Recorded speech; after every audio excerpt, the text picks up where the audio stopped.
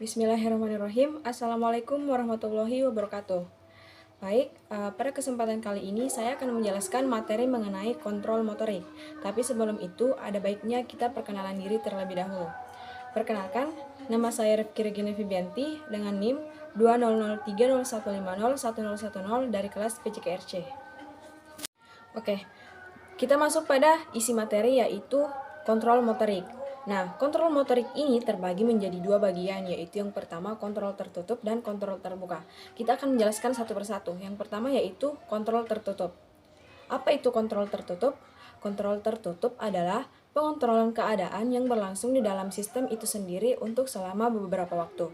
Nah, dalam pengontrolan sistem tertutup ini, umpan balik memiliki peranan penting. Misalnya, seseorang yang akan jatuh ke depan, stimulasi sensori yang terdapat di dalam otot dan dalam mekanisme vestibular yang ada di telinga, memberikan tanda kepada struktur sistem pada pusat syaraf untuk mengembalikan tubuh dan kepala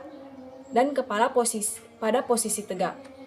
Adam pada tahun 1976 menyatakan bahwa semua gerakan dapat dikontrol dengan cara yang sama. Umpan balik dari gerakan yang sedang dilakukan dibandingkan dengan gambaran sensori atau indera berdasarkan gerakan yang dilakukan pada masa lalu, yang disimpan dalam memori.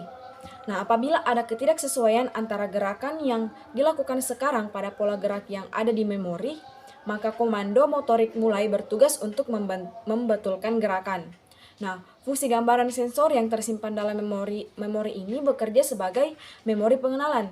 Apabila dirasakan terjadi gerakan yang salah, maka akan segera dilakukan pembetulan.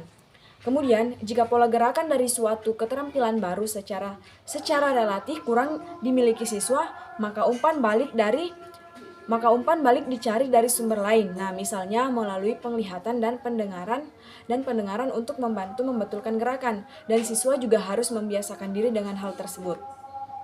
Kemudian, Smith pada tahun 1988 menyebutkan elemen-elemen sistem pengontrolan tertutup tersebut yang meliputi 4. Yang pertama yaitu mekanisme rujukan, kemudian yang kedua yaitu tingkat eksekutif, kemudian yang ketiga yaitu tingkat efektor, dan yang keempat yaitu lingkungan. Nah, berdasarkan elemen-elemen yang ada, maka elemen tujuan merupakan elemen pertama yang ingin dicapai. Nah, tujuan merupakan input bagi mekanisme rujukan. Nah, Smith pada tahun 1988 ini memberikan contoh sistem penghangatan suhu ruangan di dalam rumah bagi daerah yang mengalami musim dingin. Nah, suhu yang diinginkan adalah 68 derajat Fahrenheit. Nah, dalam 60 derajat 8 Fahrenheit ini diharapkan mampu memanasi suhu di seluruh rumah. Nah, tercapainya suhu tersebut merupakan elemen tujuan pada sistem ini. Faktor lingkungan seperti naik turunnya suhu yang ada di sekitar rumah akan memengaruhi beberapa derajat suhu yang sebenarnya. Nah, informasi naik turunnya suhu lingkungan tersebut disebut dengan umpan balik. Kemudian, mekanisme rujukan sebagai elemen kedua berfungsi untuk membandingkan suhu yang dikehendaki dengan suhu yang ada di sekitar rumah. Nah, berdasarkan itu akan dapat dihitung selisih suhu, itulah yang selanjutnya akan dibawa ke tingkat eksekutif dan kemudian akan diambil keputusan untuk menetapkan bagaimana mengurangi selisih yang ada hingga mencapai 0. Nah, pada saraf eksekutif ini akan diputuskan apakah tingkat kesalahan yang cukup besar untuk diubah pada alat pemanas. Nah, jika perbedaan yang ada cukup besar, maka instruksi akan dilanjutkan di tingkat efektor. Dan suatu mekanisme yang berpengaruh terhadap lingkungan digiatkan. Dalam hal ini, alat pemanas itu sendiri.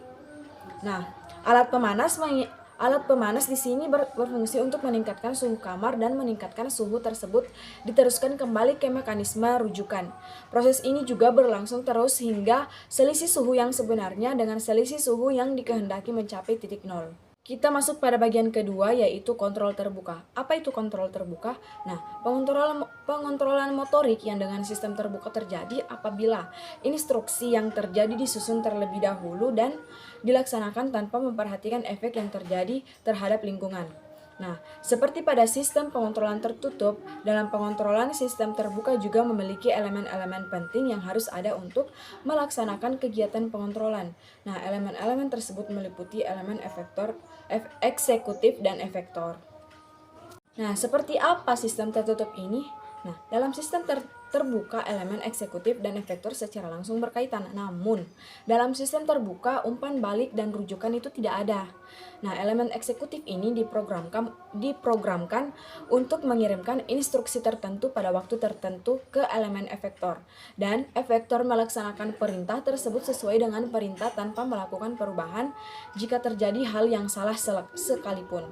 Nah, Lutan pada tahun 1988 memberikan contoh sistem kerja lampu pengatur lalu lintas yang pada dasarnya terdiri dari dua macam tanda. Nah, warna hijau kendaraan artinya boleh berjalan, kemudian warna merah menunjukkan keadaan harus berhenti. Nah, kapan warna hijau dan warna merah harus menyala sudah diprogram tanpa memperhatikan kepadatan lalu lintas dan kebutuhan pengendara. Kemudian, jika terjadi kemacetan lalu lintas, lampu pengatur lalu lintas tidak dapat menyesuaikan diri dengan kondisi yang dibutuhkan karena tidak ada umpan balik dari lingkungan yang masuk dalam sistem pengontrolan.